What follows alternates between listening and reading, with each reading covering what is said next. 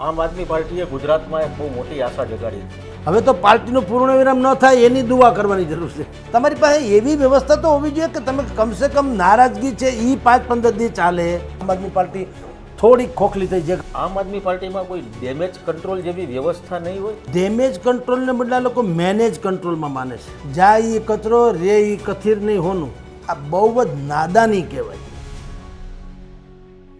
નમસ્કાર, હું છું બલરામ કારિયા અને આપ જોઈ રહ્યા છો સનાતન સંદેશ. આજે વાત કરવી છે ગુજરાતમાં ત્રીજા મોરચા તરીકે ઉભરતી આમ આદમી પાર્ટીની, અને આ અંગે ચર્ચા કરવા આપણી સાથે જોડાયા છે વરિષ્ઠ પત્રકાર અને રાજકીય વિશ્લેષક જગદીશભાઈ મહેતા. નમસ્કાર સર. જી નમસ્કાર ભાઈ. સર, આમ આદમી પાર્ટીએ ગુજરાતમાં એક બહુ મોટી આશા જગાડી હતી. વિસાવદરની ચૂંટણી પછી તો પક્ષ માટે પણ, શાસક પક્ષ માટે પણ એ એક ચિંતાનો વિષય બની ગયો હતો. પણ તબક્કાવાર એક પછી એક જે ઘટનાઓ બની રહી છે, આમ આદમી પાર્ટી તૂટી રહી છે. રાજુ કરપડાએ જ્યારે રાજીનામું આપ્યું ત્યારે આપણે આ જ ચેનલમાં જે ચર્ચા કરી ત્યારે તમે કીધું હતું કે આ પૂર્ણ વિરામ નથી, અને એવું જ બની રહ્યું છે. ચૂંટણી પહેલાં રાજુ કરપડાએ, મતદાન પહેલાં પરેશ ગોસ્વામીએ, અને હવે રિઝલ્ટને આડે 24 કલાક છે ત્યાં ઉત્તર ગુજરાતના એકદમ સક્ષમ આમ આદમી પાર્ટીના જે છે નેતા સાગર રબારી, એણે પણ તમામ પદેથી રાજીનામું આપી દીધું. તો સર, આ બાબતને તમે કઈ રીતે મળવો છો? જુઓ બલુભાઈ, એક વખત છે ને લાકડા જે છે ને આપણા વૃક્ષો એની એક સભા ભરાણી, અને એણે કીધું આપણે લોખંડનો બહિષ્કાર કરો. આપણે ડાળી ડાખલા બધા એ જ કાપી જાય છે, એટલે આપણે લોખંડનો બહિષ્કાર કરો એટલે વાત પૂરી થાય. એમાં એક વડીલ ઊભા છે ને એણે કીધું કે ભાઈ ખાલી લોખંડના બહિષ્કાર કરે કાંઈ નહીં મેળ પડે. તમે જુઓ, હાથો શેનો છે બનેલો? હાથો લાકડાનો છે. જો આપણે હાથો બનવાનું બંધ થાય ને તો આપણે બચી જાઉં, પણ આપણે હાથા બનીએ છીએ એ આત્મમંથન કરવાની જરૂર છે. આમ આદમી પાર્ટીએ આ પ્રકારના હાથા બનીને જે કામ કરીએ છીએ કોઈ દી આત્મમંથન નથી કર્યું. તમે જેમ કીધું એમ ચૂંટણી પહેલાં રાજુભાઈ કરપડા, ચૂંટણી ટાણે પરેશ ગોસ્વામી, અને ચૂંટણી પછી રિઝલ્ટ પહેલાં સાગર રબારી. પણ આ યાદી પણ બહુ ટૂંકી છે. આમ તમને કહું, ઝટકા સમાન તો છે પણ ટૂંકી છે.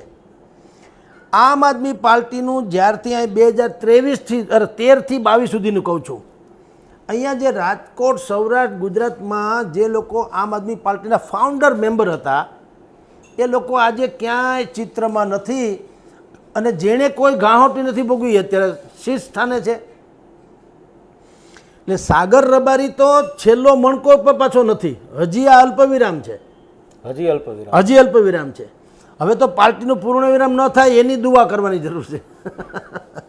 શું કામ?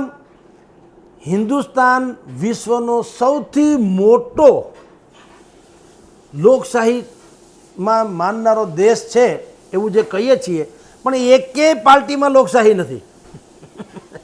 તમે ને હું લોકતંત્રમાં માનતો હોય તો રામ જાણે, પાર્ટીવાળાને કોઈ લોકશાહી છે નહીં. નરેન્દ્ર મોદીની વિરુદ્ધમાં બોલીને કોઈની મજાલ નથી કે ભારતીય જનતા પાર્ટીના શીર્ષ સ્થાને પહોંચે.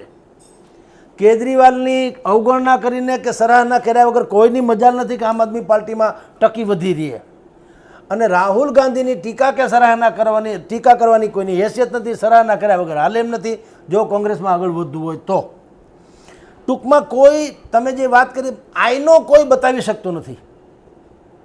અને એ જ નડતર અહીંયા આમ આદમી પાર્ટી અત્યારે ભોગવી રહી છે. દિલ્હીથી માંડીને તળિયાથી નળિયા સુધી. ત્યાં રાઘવ ચડ્ઢા અને આણી 7 જણા જે આજે જ હમણાં સમાચાર મળ્યા કે એના વિલીનીકરણને મંજૂરી મળી ગઈ. 7 જણા જે આમ આદમી પાર્ટીના રાજ્યસભામાં 10 સદસ્યો હતા એ 10માંથી 7 અલગ પડ્યા. એ 7ને આજે આમ આદમી પાર્ટીએ તો અપીલ કરી હતી કે અરજી કરી હતી કે આને સસ્પેન્ડ કરો, એનું સભ્યપદ રદ કરો. ઓલા 1/3 થઈ ગયા એટલે 7 જણાના વિલીનીકરણની એને મંજૂરી મળી ગઈ. એટલે ભારતીય જનતા પાર્ટીની રાજ્યસભામાં બેઠક પણ વધી ગઈ, 213 જેવી સમથિંગ થઈ ગઈ કે 113 ફિગર મને ખબર નથી, પણ ટૂંકમાં એની સંખ્યા વધી ગઈ. રાઈટ. હવે અહીંયાની વાત કરું, એ જ દિમક, એ જ ઉધઈ છે ને, એ હાગનું લાકડું ફાડી ખાય. કુવાડોનું કામ ન કરે ને એ ઉધઈ કરે. અને આમ પણ તમારી જાણ ખાતર આખી દુનિયાના ઝઘડા મટાવીએ કે જજના ઘરનો ઝઘડો કોઈ જજે ન મટાવી શકે. આમ આદમી પાર્ટીમાં એવો ડખો છે. આંતરિક લોકતંત્ર પણ નથી, આંતરિક સમન્વય નથી, એકબીજા પ્રત્યેનું કોમન જેને કહી શકાય ને કોમ્યુનિકેશન પણ નથી. ભાઈ રાજુ કરપડાએ પણ રાજીનામું આપ્યું, ઈસુદાનને ન પત્ર લખ્યો, ડાયરેક્ટ કેજરીવાલને, ઈસુદાનને બાયપાસ કરીને ડાયરેક્ટ ડાયલિંગ. ભાઈ પરેશ ગોસ્વામી તો ખેર આમ સત્તાવાર રીતે હતાય નહીં, આમ આદમી પાર્ટી સત્તાવાર નહોતા, બિન સત્તાવાર હતા. હવે એણે રાજીનામું, એ નાદાનિયતની ચરમસીમા છે. એ કે આજથી હું આમ આદમી પાર્ટી અરે છેડો ફાડું. તો અત્યાર સુધી જે એને કેવળ ને કેવળ ખેડૂત નતા હતા એને ખબર પડી કે મૂળ તો આમ આદમી પાર્ટીના માણસ હતા. એ ડકો છે. એટલે ભાઈ તમે નતા તો તમારા રાજીનામા પણ ક્યાં? હું અત્યારે એમ કહું કે બલુભાઈ કે હું ટાઈમ્સ ઓફ ઇન્ડિયામાંથી રાજીનામા, પણ તમે છો ક્યાંથી રાજીનામા? ટાઈમ્સમાં છો જ નહીં, પ્રશ્ન ક્યાં પેદા થાય? એટલે એક તો એણે એ બાલ્યાવસ્થા જેવી વાત કરી, પણ તો પણ એક બીજું રાજીનામું, કમસે કમ એને સિમ્પેથાઇઝર તો હતા, રાઈટ? પરેશ ગોસ્વામી એ નિર્દોષ છે. એની ઉપર જે આક્ષેપો થયા હતા એનાથી ખિન્ન થઈ ગયા કે તમે પડીકું લઈ લીધું ને ભાઈને જીતુ વાઘાણીને મળ્યા, પડીકું લઈ લીધું ને આન તેને, એનાથી ખિન્ન થઈ ગયા. અને ભાવવાહી પરિસ્થિતિમાં આવીને એણે મતદાનના આગલા દિવસે આવીને કે ભાઈ હવેથી હું છેડો ફાડું છું ને રાજનીતિમાં નહીં આવું વગેરે. પણ સૌથી મોટો ચૂંટણી પહેલાં એટલે કે રિઝલ્ટ પહેલાં જે સાગર રબારીના નામે જે અત્યારે ધડાકો થયો, આજ સવારના પોરમાં ટ્વીટ કરીને એણે એના સોશિયલ મીડિયાના એકાઉન્ટ ઉપર જ પછી જાણ કરી. એણે પાછા ન ઈસુદાનને કીધું, ન ગોપાલભાઈને કીધું, ન ચૈતરને, ન પ્રવીણ રામને, કાંઈ નહીં, એ ન કેજરીવાલને, સીધું કીધું આપણે નથી રમવું, તો સીધો પ્રજા સાથે સંવાદ કરવો ડાયરેક્ટ. તો સાહેબ આ કોઈ એક પાર્ટીનું સારું જે ચિત્ર ન કહી શકાય. તમારી પાસે એવી વ્યવસ્થા તો હોવી જોઈએ કે તમે કમસે કમ નારાજગી છે એ 5-15 દી ચાલે, પછી એના મનામણા પટામણા થવા હોય તો થાય, અને પછી લીગલી તમે પ્રોસેસ કરો એ ઠીક. અને નીકળ્યા પછી પણ એક છૂટાછેડા થાય તો શું કામ ન થાય સાહેબ? તમે બથોબથ આવીને શું કામ થવું જોઈએ? માણસ જુદા પડે તો સારી રીતે જુદા ન પડી શકાય એવું કોણે કીધું? પણ એ પરિસ્થિતિનો અહીંયા અભાવ જોવા મળે છે.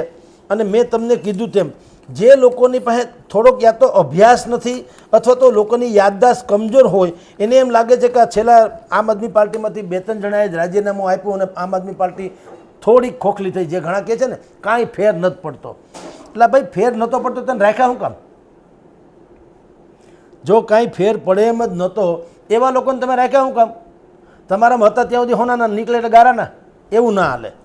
હું આપને કેટલાક નામ વાંચી બતાવું જે લગભગ સૌરાષ્ટ્રની મોટા ભાગની જનતાને ખબર નહીં હોય કે આવા લોકોએ પણ પોતાના તન મન ધનથી અથવા તો મન વચન કર્મથી પાર્ટીને અહીંયા સુધી પહોંચાડવામાં પાયાનું કામ કર્યું. એ લોકો અત્યારે ક્યાંય ચિત્રમાં નથી. બોલો. અને જે લોકો તૈયાર ભાણે બેઠા એની બોલબાલા છે. બે વસ્તુ છે. હું નામ તમને થોડાક વાંચી બતાવું. નામમાં થોડોક આડાવડા હોઈ શકે પણ હું તમને કહું. હસમુખભાઈ પટેલ અમદાવાદ, રમેશભાઈ નાભાણી નોર્થ ઝોન સંભાળતા હતા, અરજણભાઈ રાઠવા આદિવાસી બેલ્ટ સંભાળતા હતા, જયેશભાઈ સગાડા એવું જે એ પણ આદિવાસી બેલ્ટના હતા, અનિતાબેન કૌર કચ્છ, બહુ મોટું નામ, બહુ સારી શિક્ષિત મહિલા અને ઘણું સારું કામ એણે આમ આદમી પાર્ટીને માટે કરેલું. અત્યારે કોરાણે છે એમ કહો તો ચાલે. પછી જયદીપભાઈ પંડ્યા એ ઓફિસ બેરસ હતા. જયદીપભાઈ પંડ્યા આખી ઓફિસ સંભાળતા હતા ગુજરાતની આમ આદમી પાર્ટીની. કિશોરભાઈ દેસાઈ અને એક બેન છે નિમિષાબેન ખૂંટ અને ભીમાભાઈ ચઢ્ઢા કે સમથિંગ દિશાના ચૌધરી કે એવું જે કંઈ નામ છે ડીસા બાજુના. હવે આ નામ તમે વિચાર કરો, જેટલા હું બોલ્યો 8-9 નામ છે. એક સમય એવો હતો 2013થી માંડીની વાત, 2013માં આમ આદમી પાર્ટીનું ત્યારે કોઈ સરપંચય નહોતો, સદસ્યય નહોતા. એ સમયે આમ આદમી પાર્ટીના ઝંડા લઈને જેણે આહલેક જગાડી હતી પાર્ટી માટે થઈને, એ બે નામ વાંચ્યા. તો મને નામ વાંચવામાં જરાક મુશ્કેલી પડે છે, તો સમાજને યાદ ક્યાંથી હોય? કલ્પના કરો. મેં તો મેળવેલી વાતો છે. તો માત્ર વાત એ છે કે જે વૃક્ષ પોતાના મૂળિયાની કદર નથી કરતું એની ડાળોને ક્યારેય લીલોતરી થવાનો અભરખો રાખવો જોઈએ નહીં. એક મંદિરના દરવાજે લખેલું ખબર ને કે પગરખા નહીં ઉતારો તો હાલશે, અભરખા ઉતારીને આવજો. આમ આદમીમાં એવું થયું. કે અભરખાવાળા ચડી ગયા, પગરખા હોતા. અને જેણે પોતાની કાયા કુરબાન કરી, મન વચન કર્મથી જેણે કામ કર્યું, એ લોકો ધરબાયેલા છે. એટલે કવિ ઘાયલનું છે ને કે નીચે દટાયેલો છું, આ ઇમરતનો હું જ પાયો છું. એ પાયાના માણસોને કોઈ યાદ નથી કરતા. એટલે લોકતાંત્રિક વ્યવસ્થાની ખામી એ સાગર રબારીના અત્યારે જે તબાહી સુધી આપણને જોવા જાણવા મળી. જી સાહેબ, તમે જે આ વાત કરી એ મુજબ જોઈએ તો આમ આદમી પાર્ટી છે એ એક ઈમાનદાર લોકસેવક તરીકેની આલેખ સાથે આવી હતી.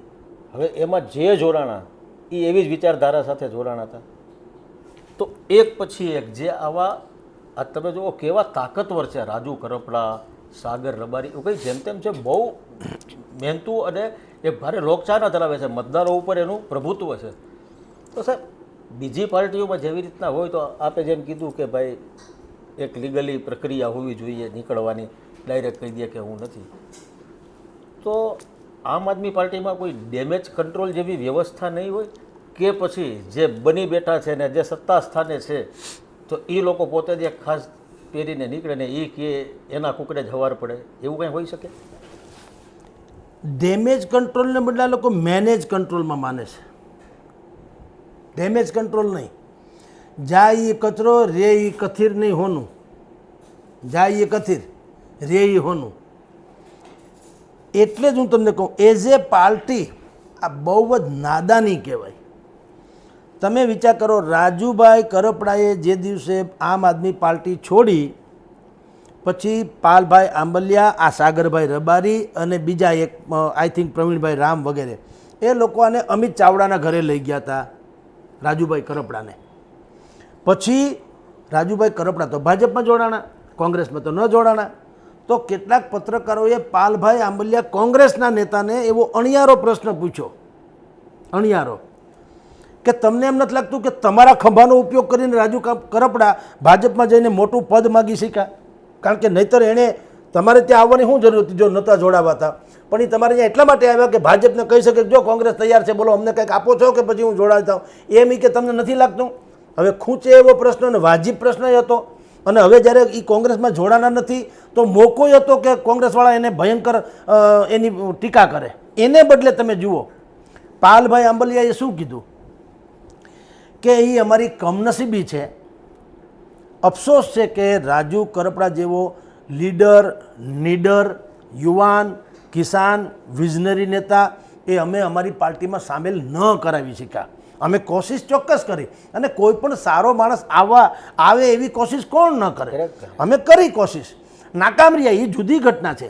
હવે ભાજપમાં એના જે હાલ થાય એ મારે કોઈ વિષય છે નહીં, પણ રાજુ કરપડા જે છે એ સક્ષમ ને સારો ખેડૂત નેતા છે, એમાં જરા ઇનકાર થઈ શકે નહીં. આને કહેવાય ચાણક્ય વાત, આને કહેવાય ડિપ્લોમેટિક જવાબ અને આને કહેવાય પરિપક્વતા. એને બદલે આમ આદમીમાં શું થયું? રાજુ કરપડા નીકળ્યો એટલે બીજે જ સેકન્ડથી તેઓ શ્રી ગદ્દાર, નાલાયક, વેચાઈ ગયા, કાયર વગેરે વગેરે. એટલે ભાઈ આટલા બધા દુર્ગુણોવાળો માણસ હતો, તમે રાખ્યો શું કામ?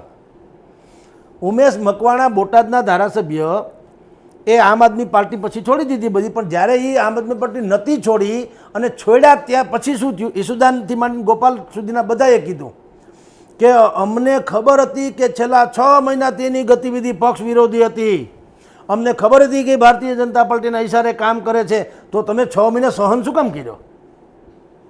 તો પ્રજાની ગદ્દારી કરી તો તમને વાંધો નહોતો, તમને વાંધો પડ્યો એટલે માથાકૂટ થઈ.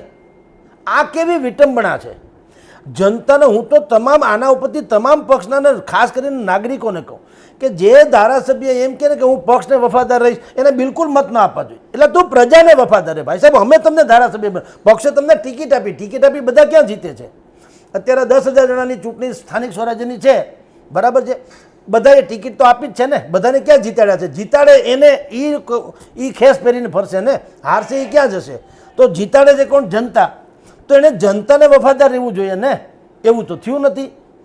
એ રીતે તમને કહું, ઉમેશ મકવાણાના કેસમાંથી પણ આ લોકોએ ધડો ન લીધો.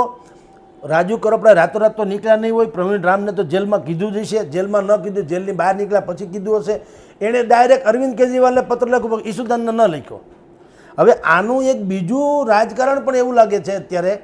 જુઓ આમ આદમી પાર્ટી ગુજરાતમાં શું ચાલી રહ્યું છે, ગોપાલ ઇટાલિયા તાણે પટેલ ભણી, ઈસુદાન તાણે ઓબીસી ભણી, રાજુ કરપડા તાણતા હતા કિસાન ભણી, બાકીના કોઈ જે આ પ્રવીણ રામ ઇત્યાદિ છે એ વળી બીજી એની પોતાની એટલે અને ચૈત્ર વસાવા તાણે આદિવાસી ભણી. તો સવાલ શું છે, દરેકને પોતીકું જૂથ કે પોતીકી આઈડિયોલોજી સાથે આગળ વધી રહ્યા છે. વ્યક્તિગત પક્ષની કોઈ પક્ષ કુછ નહીં હોતા હે. ચૈત્ર વસાવાના આદિ તમે જુઓ અત્યારે સ્થાનિક સ્વરાજ્યની ચૂંટણી થઈ, 10,000 જેટલા ઉમેદવારો ઊભા. ચૈત્ર વસાવાની અહીં ક્યાંય સભા જોઈ તમે? નહીતર છે તો રાષ્ટ્રીય રાજ્ય કક્ષાનો નેતા તો છે જ ને. છે કેમ નહીં? તો એણે આવીને કંઈક કેવું છે એ એને આ વિસ્તારમાં લડી લીધા. ગોપાલે સુરત ને રાજકોટ ને અમુક પટેલ જેને કહી શકાય બહુસંખ્ય એરિયા એમાં એણે સભાઓ વગેરે કરી. ઈસુદાનની ક્યાંય સભા એવડી મોટી થઈ હોય એક બેને બાદ કરતાં બાકી એની રીતે રેખડ્યા. અને આજે કોઈ એટલું મૂલ્ય, ઈસુદાન તો પ્રમુખ છે તો મોટા ભાગે એનો ચહેરો થવો જોઈએ. તમે ગમે અબાલ વૃદ્ધ કોઈને પણ પૂછો કે ભાઈ આમ આદમીના નેતાનું નામ આપો તો સૌથી પહેલું નામ ગોપાલનું આપશે, પછી ઈસુદાનને એ ઓલી વાત નહીં. આ પ્રવીણ રામની તો આપણે ઓળખીએ છીએ, બાકી જે લોકોને પૂછો તો 2 થી અટકી જાય. તો જે વ્યક્તિગત ચહેરો ચમકાવવાની હોડ જે આમ આદમીમાં જામી એને કારણે એકબીજાને ડેમેજ કંટ્રોલ જેવી ચીજ કંઈ રહી જ નહીં. નહીતર બચાવો ભાઈ, રાજુ કરપડા જેવો ખેડૂતનો નેતા હોયો જાય તો બહુ નુકસાન થાય. ચૂંટણી ત્યારે માથે હતી તો ન જવા દેવો જોઈએ. કમસે કમ ચૂંટણી સુધી રાખી મૂકવાની જરૂર હતી, પછી કંઈક ખેલ પાડવાની જરૂર હતી. પણ નહીં, ડેમેજ જાય તો આપણે કહે ને કચરો ગયો એના જેવી વાતો. એટલે ડેમેજ કંટ્રોલ જેવી સ્થિતિ અહીંયાય નથી, ત્યાંય નથી, દિલ્હીમાંય નથી. એટલે વ્યક્તિલક્ષી આ થઈ ગયો પક્ષ જે પરિશુદ્ધ રાજનીતિ કરવાની વાત કરતા હતા, જે ટ્રસ્ટીશીપથી શાસન ચલાવવાની વાત કરતા હતા, જાહેર પરિવહન વ્યવસ્થા metro, ST bus, metro, city bus, auto rickshaw, cycle, એમાં અમે આવશું સચિવાલય અને અમે આટલા મોટા બંગલા વગેરે નહીં લઈએ, એક જ બિલ્ડિંગમાં બધા મંત્રી આવી જાય એવી વ્યવસ્થા કરશું. એને બદલે એક શીશ મહેલમાં કેજરીવાલ પકડાણા અને ધોવાણા સત્યાનાશ થયું. હજી બીજો શીશ મહેલની ફોટા પણ કાલે ભારતીય જનતા પાર્ટીના પ્રવક્તાએ રજૂ કર્યા. હાલાકી આમાં ભાઈ એનું કહેવાનું એમ છે આમ આદમી પાર્ટીનું કાંઈક ખોટા છે, એ પછીની ઘટના છે, હાવ ખોટું ન હોય, ધુવાડો છે ક્યાંક હળગતું હોય છે. તો તમે આવા આલિશાન મકાનોમાં રહ્યા તમારી જાતને કયો છો તો આમ આદમી. તો આમ આદમીમાં ડેમેજ કંટ્રોલ જેવી વ્યવસ્થા નથી. તમે કેજરીવાલને જ્યારે મુખ્યમંત્રી હતા અને જેલમાં પૂર્યા ત્યારે રાઘવ ચઢ્ઢાએ એની ટીકા, સરકારની ટીકા ન કરીને કેજરીવાલની ફેવરમાં ન બોલ્યા ત્યારથી કાઉન્ટડાઉન શરૂ થઈ ગયું હતું. કોર્ટમાંથી કેજરીવાલને રાહત મળી, આમ આદમી પાર્ટીએ ફટાકડા ફોડીને રાહતને વધાવી લીધી. એ કેજરીવાલની ફેવરમાં પણ રાઘવ ચઢ્ઢાએ એકે ટ્વીટ ન કર્યું, એ એનો છેલ્લો અપરાધ, પહેલો ને છેલ્લો. અને ત્યારથી એણે રાજ્યસભાના સભાપતિને લખીને કહી દીધું આને અમારા પાર્ટીને મળનારો સમય પણ આપતા નહીં બોલવાનો. એટલે ખબર તો પડી ગઈ. અને પછી ઓલાએ બગાવત કરી ને કીધું કે મેં ઘાયલ હું એટલે ઘાતક બી હું, અને સુનામીની જેમ ફરી વળીશ તો ફરી વળ્યા. એ કરે હાથનું ઝૂમ ખોલીને વયા ગયા. આ ડેમેજ કંટ્રોલ વગરની અને કંટ્રોલ બારી વ્યવસ્થાની વાત છે. અરવિંદ કેજરીવાલને જે લોકો, તમે ને હું, આપણે બધા એટલે સામાન્ય નાગરિકો જે પરિશુદ્ધ રાજનીતિ ને કોમન મેન ને ના રે ના, સત્યાનાશનો પાયો એણે ને એણે ગાળ્યો. નહીતર તો આટલી મોટી ભંગાણની પરિસ્થિતિ થાય ક્યાંય સાંભળ્યું એનું એક નિવેદન?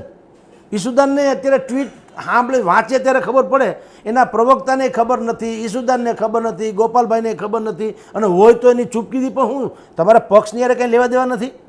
પક્ષને ભંગાણ થાય તમારે ગમે એમ કરીને ગોઠવણ તો કરવી જોઈએ. કમસે કમ એ ચર્ચામાં તો આવવું જોઈએ કે ભાઈ પ્રયાસ બહુ કરવામાં આવ્યો પછી નાકામ રહ્યા, જેમ પાલભાઈ આંબલિયાએ કર્યો તો ને. આમ આદમી પાર્ટીમાંથી રાજુ કરપડા નીકળ્યા, એ ભેગા પાલભાઈ આંબલિયાને લઈ ગયા હાઈકમાન્ડમાં કોંગ્રેસના અને કીધું કે તમે માગો તમે અમારામાં આવો. એને કહેવાય કાર્યકર્તા, પક્ષની ચિંતા કરનારા. હીરાની પરખ ઝવેરી બિલકુલ હોય, પણ આને કરી નહીં. એટલે ડેમેજ કંટ્રોલ જેવી કોઈ વ્યવસ્થા છે નહીં. લોકો ઈચ્છતા નથી ડેમેજ કંટ્રોલ. આમ આદમીના લોકો ઈસુદાન એની રીતે હાલે, ગોપાલ એની રીતે હાલે, પ્રવીણ રામ એની રીતે હાલે, ચૈત્ર વસાવા એની રીતે હાલે. આ બધું એની રીતે હાલતા હોય ને એવું લાગે. એવું ન હોય, તમારે એઝ એ ટીમ કામ કરવું પડે તો મેળ પડે. એટલે એ આંતરિક લોકતંત્રની વ્યવસ્થા છે કે એની ખામી. હું જે કહું છું ને કે આપણો દેશ મહાન એટલે સૌથી મોટો લોકતાંત્રિક દેશ ચોક્કસ છે, પણ એને ચલાવનારી એકે પાર્ટી જે અત્યારે શાસન કરે છે અથવા તો આપણું બધાનું નેતૃત્વ કરે, એ એકે પાર્ટીમાં લોકતંત્ર વ્યવસ્થા નથી. ત્યાં વ્યક્તિવાદી જ વાતો છે. કેજરીવાલની વિરુદ્ધમાં ગયા હંધાઈ હાંસિયામાં ધકેલાઈ ગયા. એટલે ડેમેજ કંટ્રોલ તમારો જે પ્રશ્ન છે એનો બિલકુલ આમ આદમી પાર્ટીમાં અભાવ છે અને એને કારણે પાર્ટીએ બહુ મોટી નુકસાની અત્યારે વેઠી રહી છે. જી સર, ગુજરાતની અંદર આમ તો ભાજપ અને કોંગ્રેસ બે જ પાર્ટી હતી, પક્ષ અને વિપક્ષ, શાસક અને વિપક્ષ. ત્રીજો મોરચો ક્યારેય સફળ થયો નહોતો. પણ આમ આદમી પાર્ટીએ જેમ કે ને કે ઘોર અંધારામાં એક જ્યોત પ્રગટે અને અજવાસ રહેલા, એમ લોકોમાં એક વિશ્વાસ ફેલાયો હતો. કારણ કે એમને વિકલ્પ જોતો હતો કોંગ્રેસ સામે. બીજો, આમ આદમી પાર્ટી છે વિકલ્પ તરીકે બહુ મજબૂતાઈથી આગળ આવી. પણ જેવી રીતના દિલ્હીમાં સાથે રહ્યું અને કુમાર વિશ્વાસથી લઈને ગુજરાતમાં કરશન ભાદરકા, રાજુ કરપરાથી લઈને રાઘવ ચઢ્ઢા અને ગઈકાલે તમે જોયું કે ભાઈ આ સાગરભાઈ રબારી, તો પાર્ટીમાં થઈ રહેલું ભંગાણ છે એ પોતાના ભારથી જ ભાંગી રહી છે પાર્ટી અત્યારના. તો હવે આ ત્રીજા મોરચાની વાત જે અત્યારે એક લોકોને એક આશાનું કિરણ દેખાતી હતી, તો હવે ગુજરાતની અંદર એ ટકી શકશે, ત્રીજા મોરચા તરીકે ઉભરી શકશે? બહુ સારું મનન કરવા જેવો પ્રશ્ન છે ને ગુજરાતની જનતાએ આને સત્યનારાયણની કથાની જેમ સાંભળવું જોઈએ. કારણ કે આપણે ગુજરાતે બહુ થાપ ખાધી. ત્રીજો મોરચો નથી ચાલતો એવી જે આપણી ઉપર એક કલંક કયો તો કલંક, છાપ કયો તો છાપ, એ જે છે એ શું કામ થઈ? અત્યાર સુધી જેટલા કહેવાતા ત્રીજા મોરચા આવ્યા એમાં આમ આદમીને બાદ કરો તો બાકી બધાય પોતપોતાના પાઇપે અલગ થયેલા, પ્રજા માટે નહીં. શંકરસિંહ વાઘેલાથી માંડી કેશુભાઈ સુધીના ગુજરાત પરિવર્તન પાર્ટીને, કોઈ સુરેશભાઈ મહેતાએ બીજું કર્યું ને વિપુલ ચૌધરીએ બીજું કર્યું ને એ બધું જે કાંઈ થયું, ગોરધન ઝડફિયાએ કરેલું ને એ બધાને પોતપોતાને જ્યારે જ્યારે વાંધો પડ્યો ત્યારે નવા મોરચા કાઢીને નીકળ્યા હતા, જનતા માટે નહીં. એટલે એ જે રાજકારણીઓએ નેરેટિવ સેન્ટ એણે કર્યું કે અહીંયા ત્રીજો મોરચો નથી આવતો, કારણ કે પ્રજાનો મોરચો કોઈ દી આવ્યો જ નહોતો. આમ આદમી પાર્ટી આમ તો મૂળ તો ભાજપને વિરોધી જ દિલ્હીથી, પણ ગુજરાતમાં ગોપાલ ઇટાલિયા કહો કે આ બધા તેના આપણે નામ લઈએ છીએ, આ બધા કમસે કમ એવી વ્યક્તિત્વ, કુમાર વિશ્વાસ હાલો ને, કિરણ બેદી, હરભજન સિંહ, એને ક્યાં કાંઈ લઈ લેવું છે સમજી લ્યો. ગુજરાતમાં 5 સીટ આપી હતી ને બિલકુલ વિધાનસભામાં, બિલકુલ છે, ક્યાં સાચવી છે? 5 સીટ ત્યાં આપી, 27 સીટ વિધાન કોર્પોરેશનમાં ત્યાં આપી, બધું આપ્યું હતું. પણ સવાલ એ છે, બસ એ જ તો પ્રશ્ન છે મિત્ર, કે તમારે ત્યાં સારા માણસો પોતપોતાની, રાઘવ ચઢ્ઢા પણ સીએ હતા, અમેરિકા કે એવું ક્યાંય પરદેશ ભણીને આવેલી વ્યક્તિ હતા, એવા બધા જ લોકો પોતાની કેરિયર છોડી, કેરિયર બનાવવા નહીં, કેરિયર તો હતી છોડીને તમારી પાર્ટી એવી બનાવવા આવ્યા હતા કે દેશની જનતાને એક પરિશુદ્ધ રાજનીતિની અહેસાસ કરાવડાવે, કે જે ટ્રસ્ટીશીપથી કામ કરે, કોઈ મેલગુગળી વાત નહીં વગેરે વગેરે. પણ કેજરીવાલે જે સ્થિતિનું નિર્માણ કર્યું એ દિલ્હીમાં કર્યું, પંજાબમાંય કર્યું અને હવે ગુજરાતમાંય થઈ ગયું કે થર્ડ ફોર્સ, ત્રીજો મોરચો. નહીંતર લોકોએ અપેક્ષા સેવી હતી. વિસાવદરમાં ગોપાલ ઇટાલિયા જીતે ત્યારે બધાને એમ હતું કે એક સક્ષમ માણસ તો એવો તો આવ્યો, કમસે કમ જેને સૂઝ છે, તંત્ર પાસેથી કેમ કામ લેવું, ભલે શાસક પક્ષમાં નથી પણ એક સારો વિપક્ષ, જનતાની જુબાનની વાત જે છે એ ત્યાં પડઘા પડે એવી રીતે કહી શકે, એમાં તો કોઈ ના નથી, એવું હતું. હવે એને વિસ્તારવું જોઈએ. ગોપાલના નામે બધું હાલે છે આજની તારીખે, પણ અહીંયા આમ આદમી પાર્ટીનો પર્યાય શબ્દ છે ગોપાલ ઇટાલિયા. આગળ ગોપાલ ઇટાલિયા ન હોય તો કડાડ અને ભૂ થઈ જાય, કોઈ ભોજ્યોભાઈ ઓળખે નહીં. તો એવી વ્યક્તિ જે છે એને થર્ડ ફોર્સનો લીડર બનાવીને એની પદ્ધતિ પ્રમાણે હાલવા દેવો જોઈએ. એને બદલે જાય કચરો રે આપણો એના જેવું કરવા માંડ્યા. એટલે થર્ડ ફોર્સ નથી હાલતો. એ જે નેરેટિવ્સ, જે એક આખી આભા ઊભી કરવામાં આવી, જનમાનસમાં ઘુસાડી દેવામાં આવ્યું, એ આમ આદમી એનો છેલ્લો ખિલ્લો ખોડી દીધો. છેલ્લો ખિલ્લો કહું છું, કારણ કે પહેલો એવો ખિલ્લો હતો કમસે કમ કે જેમાં જનતાને ભરોસો હતો. ઓલા બધા મેં તમને કીધું, શંકરસિંહ વાઘેલાથી માંડીને ગોરધન ઝડપિયા સુધીના, એને પોતપોતાને વાંધા પડ્યા એટલે એણે મોરચા અલગ કર્યા હતા. એટલે જનતા એમાં બહુ ભ્રમિત નથી થઈ અને બહુ એને સફળતા ન મળી. પણ આમ આદમી પાર્ટીમાં એવું હતું, લોકો જ એમાં ઈચ્છતા હતા કે આ પાર્ટી મજબૂત રહે, પરંતુ કાંગરા ખરતા ગયા, ઈગો ક્લેશ થતા ગયા, વ્યક્તિવાદી બનતી ગઈ, અને જે કોઈ એના આદર્શો હતા એ આદર્શો એકકોર, દિખાવો વધી ગયો, અંદર ભ્રષ્ટાચારની બધી વાતો આપણે અહીંયા ટીવીના પડદે આવેલી છે. કેટલાય રૂપિયા લઈ લઈને ટિકિટો આપીને અહીંયા લાઈવ પકડાયેલા છે સ્ટિંગ ઓપરેશનમાં, આપણે બધું જાણીએ છીએ. છેલ્લે સુરતવાળી ઘટના, પાટીદારની દીકરીની છેડતીવાળી, એમાંય પોલિટિક્સ ખેલવામાં આવ્યું એ બધું. એટલે જે કેટલાક હથકંડા બીજા રીઢા રાજકીય પક્ષો અપનાવે એવા તો તમે ઈથી બુરા અપનાવ્યા. એટલે થર્ડ ફોર્સ તરીકે આ ઉભરતો તો હવે એનું પણ અસ્તાચળના ઓળા જેવું, પડતીના પડછાયા શરૂ થયા છે. અને હવે પછી થાય છે કેવું, રામ તેરી ગંગા મેલી ફિલ્મ જેવું. અભિનેત્રી ઓલા ભાભાને રોડ ક્રોસ કરાવે છે અંધ હોવાનું માનીને, ટ્રેનની અંદર હા, પછી ના એ રોડ ઉપર એને ક્રોસ કરવો હોય છે તો એ હિરોઈનને કહે છે કે ભાઈ મને રોડ ક્રોસ કરાવી દીધી. એને ખબર છે કે મારા બાપુજીની ઉંમરનો બાપા છે અને પ્રજ્ઞાચક્ષુ છે, એટલે એણે ચશ્મા પહેરેલા હોય છે, અંધ લોકો પહેરે, અને હાથમાં સ્ટીક પણ એવી હોય છે. એટલે એણે રોડ ક્રોસ કરાવ્યો. પછી ઓલો બાપા હોય એ હિરોઈનને એમ કહે છે કે બેટા જો તને વાંધો ન હોય ને ઉતાવળ ન હોય મારા ઘર સુધી મૂકી જઈશ તો મારે વધારે અથડાવવું કૂટાવવું નહીં. ઓલી માનવતાના એમ થયું કે અહીં સુધી આવી જ છે ને બાપા જેવી ઉંમર મૂકી જાઉં ઘરે, કે ક્યાં ઘર છે, કાંઈ બાજુમાં જ છે. એ દોરી જાય છે તો રેડ લાઇટ વિસ્તારમાં લઈ જાય ઓલો બાપો. હાલાકી પોતે દલાલ હોય છે.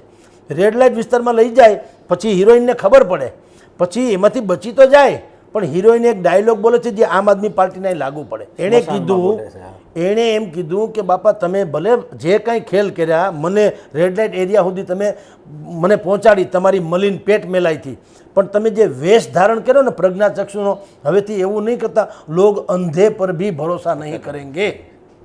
એમાં આમ આદમીએ જે કર્યું એ એવું ખરાબ કર્યું છે. અત્યારે હવે થર્ડ ફોર્સના નામે ખરેખર મોરારી બાપુ પક્ષ ઊભો કરે તો એને ડખો થઈ જાય. લ્યો, નથી એમાં તો કંઈ ખામી નથી ને. એક વાર મોરારી બાપુ એક રમેશભાઈ ઓઝા કે જિજ્ઞાસ દાદા એવા જ બધા ઊભા રહે, ભીખુદાન ગઢવીને, હું તમને જે અમસ્ત આપણે કહીએ છીએ કે જેના વિશે બીજા કોઈને કાંઈ સંદેહ ન હોય ને એ લોકો કહે ને કે અમે ત્રીજો પક્ષ ઊભો કરીએ. બધા કહે ભાઈ સાહેબ આમ રાખો, તમે તમારું કામ કરો, અમે જોઈ લીધું બધું. અંતે બધું એનો એ જ થઈ જાય છે. એ જ ભ્રષ્ટાચારના આક્ષેપો, એ જ બેદરકારીના આક્ષેપો, એ જ ટિકિટની વહેંચણી, એ જ બધી માલમલાઈ ખાવાની વાતો, એ જ ઈગો ક્લેશ, એ જ એકબીજાની ચર્ચા ચર્ચી. તો આ બધી વાતો તો બીજા રીઢા પક્ષોમાં છે જ.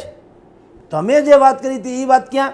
સાગર રબારી ગયો, કોઈએ આંસુ સાર્યા, કોઈ ઈસુદાનનું ટ્વીટ આવ્યું, ગોપાલનું આવશે પોલિટિકલી, પણ ડેમેજ કંટ્રોલ જે કોઈએ કર્યું કાંઈ નહીં. ગયા તો થયું, રાજુ કરપડા ગયા તો થયું, કરસનદાસ ભાદરકા ગયા તો થયું. મેં આગળના 6 નામ જે તમને બોલાવ્યા એ નામ તો કદાચ આમ આદમીની નવી પેઢીને ખબર નહીં હોય.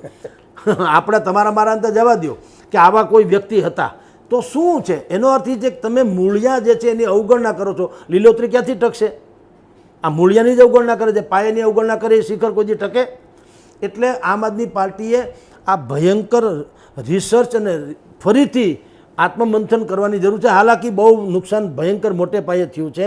એટલે હવે હું તો તમારી જાણ ખાતર ગોપાલ ઇટાલિયાને હવે બધા આપણને ભલે જેને જે સમજવું સમજતા હોય, જે દિવસે આપણે ત્યાં વાવાઝોડું આવ્યું અને પાણીમાં બધું તણાઈ ગયા પાથરા આપણા કિસાનોના, સૌરાષ્ટ્રના ખાસ કરીને, અને જ્યારે ભગવત માન અને કેજરીવાલ અહીંયા સુદામડામાં સભા કરી સુરેન્દ્રનગર પંથકમાં, ત્યારે મેં કીધું હતું ત્યારે તો ન તો આપણી ઉપર કોઈ કેસ થયેલો, હું તો છાપામાં હતો, ન તો આપણો કોઈ ભાજપ કે કોંગ્રેસ કે કોઈ મિત્ર કે શત્રુ.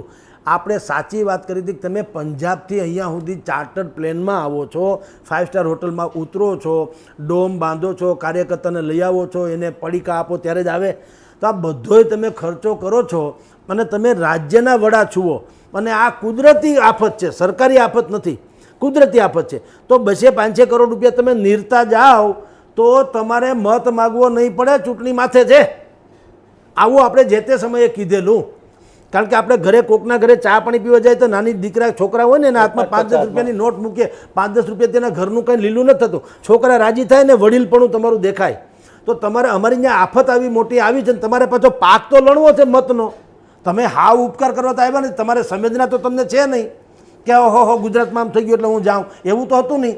તમારે અહીંયા થાણું થાપવું છે તો 200-500 કરોડ રૂપિયા નાખ્યા હોત અને સરકારને આપવાની જરૂર હતી કે સાહેબ તમે જે જાહેર કરો તે રકમ, આ 200-500 ફૂલની પાંખડી અમારા તરફથી એ પણ નાખી દેજો. તો અત્યારે માગવાય ન પડ્યા હોત મત, અથવા તો એના અધિકારપૂર્વક એ કહી શકાય હોત કે ભાઈ તમારે ત્યાં આફત આવી હતી, અમારાથી બનતું ફૂલની પાંખડી અમે નોંધાવી હતી. તો એ એણે ન કરી ત્યારે આપણે એની ભયંકર ટીકા કરી છે કે આમ આદમી પાર્ટી જો વાયવા વગર લડવાની વિચારતી હોય તો ભૂલી જાય, તો નહીં મેળ પડે. આજે પણ એવું જ થયું. સારા સારા માણસોએ જે વાવેતર કરેલું, રાજુ કરપડાએ કિસાનોમાં વાવેતર કર્યું, સાગર રબારીએ માલધારી સમાજમાં વાવેતર કર્યું, આવા જેટલા લોકોએ અંદર ગ્રાસરૂટ લેવલમાં વાવેતર કર્યું એ નીકળી ગયા, એની કોઈ વેલ્યુ નહીં. એક સેકન્ડમાં ગદ્દાર, એક સેકન્ડમાં કાયર, એક સેકન્ડમાં ડરપોક, એક સેકન્ડમાં લાલચુ, એક સેકન્ડમાં બોલો. એટલે પાર્ટીએ આખું રીથિંકિંગ કરવાની જરૂર છે આ ચૂંટણીના પરિણામ પછી.